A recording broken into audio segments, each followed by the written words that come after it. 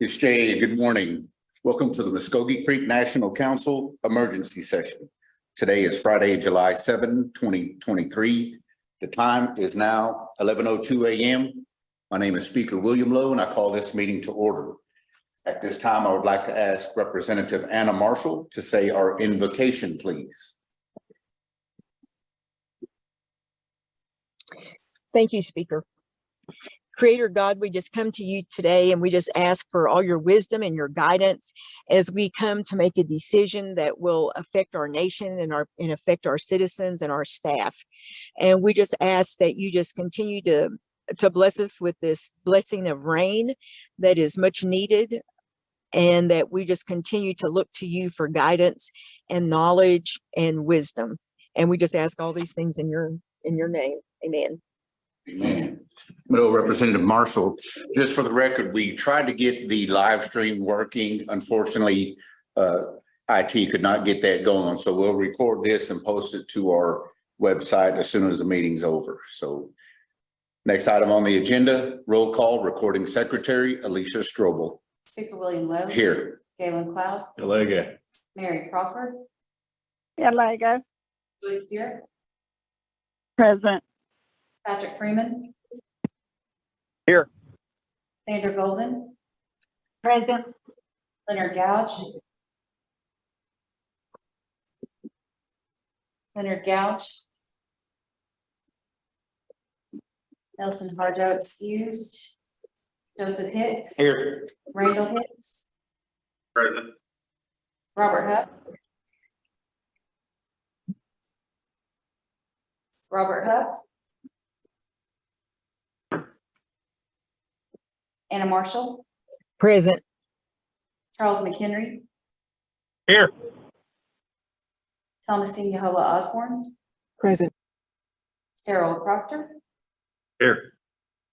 Mark Randolph. Present. Leonard Gouge. Robert Huft. Speaker, you have 13 present, 2 absent, and 1 excused. 13 present, 2 absent, 1 excused. That constitutes a quorum. All business conducted this morning will be valid. On to the order of business.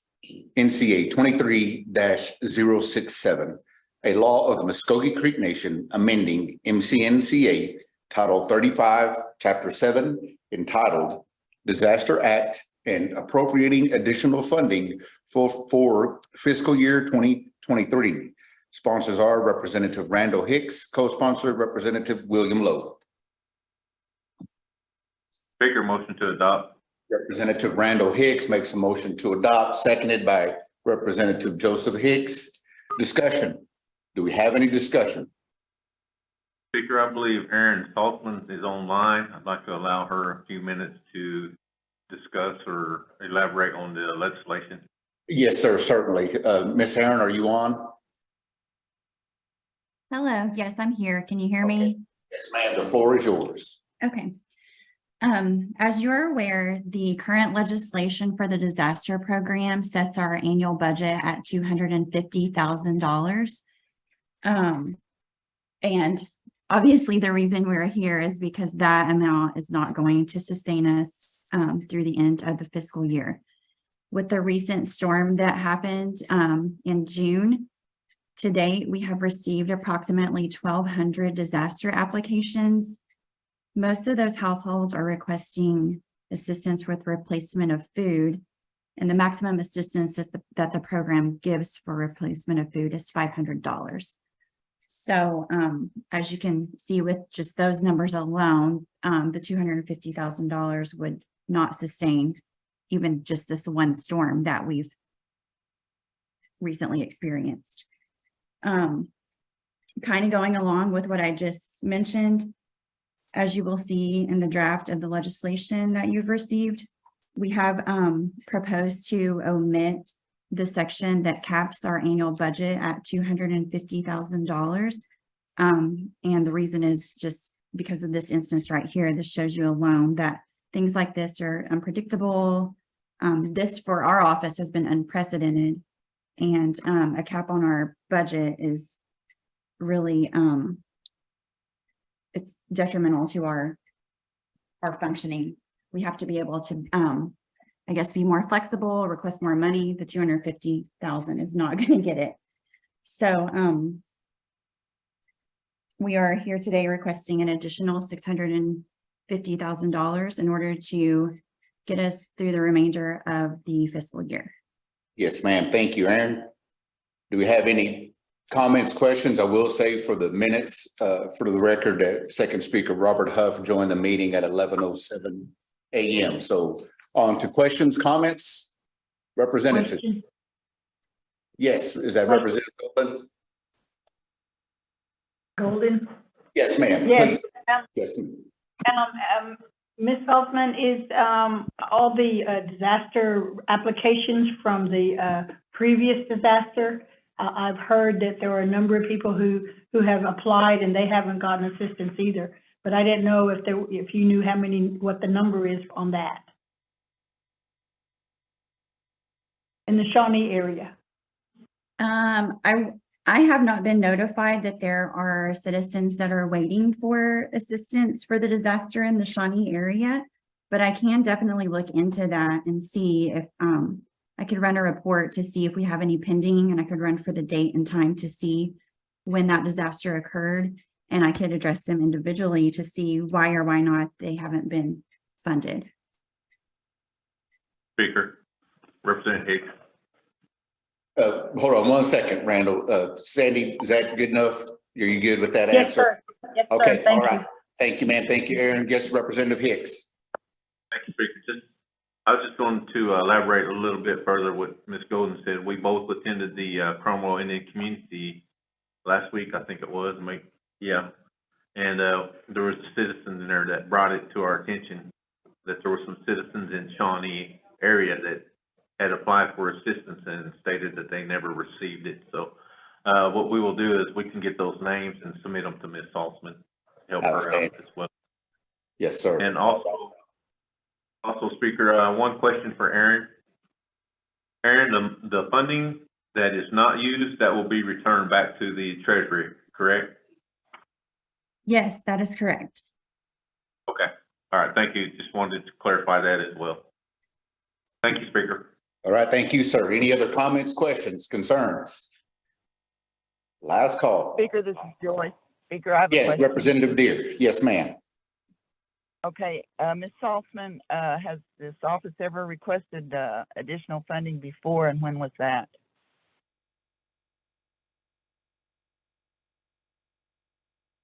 Hello? I don't readily recall us requesting any additional funding for this program specifically in recent years. I think I've been with the program for 6 years, and I don't recall us specifically requesting a supplemental or anything like that. I do know that the legislation was changed back in, was it 2020, 2021, where we did receive our annual budget was increased, as well as the assistance amount per household was increased at that time. So it was a whole program change at that time, but I don't readily. That's how long? Excuse me, that's how long it's been since you've had a cap on your funding? I believe, yes, I believe that that was the legislation that implemented the cap of $250,000. I do not believe that before that legislation was approved that there was a cap on it. But I would have to do more research to be 100% for sure. But that's my understanding at this point. I know we don't know when these storms are going to happen, and this seems like an excessive amount, but it does take a lot, you know, to clean up after one of these these storms. Yes, ma'am. I was just wondering about that, you know, Yes, that ma'am. that amount that is that going to be your funding cap from now on, do you think, or are you just going to look at it from year to year? I think that, to be honest with you, in light of this recent storm and the situation we're dealing with right now, I've spent a lot of my time working on the program side, but once I get to a more manageable state, I definitely need to sit down with executive leadership and discuss the budget moving forward. So I don't have a definite answer at this time, but I do think it does need to be reviewed because it's hard to, it's really hard to set a budget when, like you said, you don't know what's going to happen. You don't know when these storms are going to occur. You don't know how severe they're going to be. And kind of going along the lines of what you just asked, if you guys will review the current legislation for this program, the maximum that a household can receive is $7,500. So that is a little bit. Well, I do hope our speaker is involved with those discussions and that we have to consider it the inflation amount too, as Yes, things ma'am. go up, Yeah. along with the amounts that you're requesting. Yes, ma'am. Okay, thank you. Thank you for that answer. Madam. Yes, ma'am. Thank you. Thank you, Any more Speaker. comments, questions? Yes, ma'am. Last call. Yes, Representative Hicks. I'd just like to ask the sponsor if I could also be a co-sponsor. Representative Randall Hicks, did you hear Representative Joseph Hicks' question? Yes, sir, that's fine. Okay, yes, sir. We had Joseph Hicks as a co-sponsor. Last comments, questions?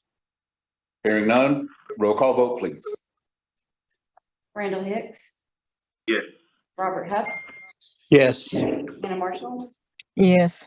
Charles McHenry. Charles McHenry, Yes. Yes. Thomasine Yahola Osborne, Yes. Darrell Proctor, Yes. Mark Randolph, Yes. Galen Cloud, Yes. Mary Crawford, Yes. Joyce Steer, Yes. Patrick Freeman, Yes. Sandra Golden, Yes. Leonard Gouch, Nelson, no, sorry, Joseph Hicks. Yes. Speaker, you have 13 in favor, 0 against. 13 in favor, 0 against. NCA 23-067 is adopted. That concludes our order of business. On to announcements. Do we have any announcements? Council representatives. Excuse me, the funding source is gaming. So my apologies for not saying that earlier. The funding source is gaming. Announcements. Any announcements, representatives? Hearing none, adjournment. Do I have a motion to adjourn? Representative Joseph Hicks makes a motion to adjourn. Seconded by Representative Galen Cloud. Voice vote. All in favor, say aye. Aye. Aye. Aye. Any opposed, same sign. Hearing none opposed, we are adjourned. I would like to ask Representative Galen Cloud to say our benediction, which will serve as our official adjournment. Thanks, Speaker. Why do you book the hardware legged set? Wasn't it that you are in Omagi at that took at Jinju says you don't know. Now your mother Hanuari took now the Hanuari. Home that sweet lazy at the Nagina Omaga the Hanuara get lazy at Jinju says you don't know. Nagi is to Muskogida in Hilahana Marate Suki.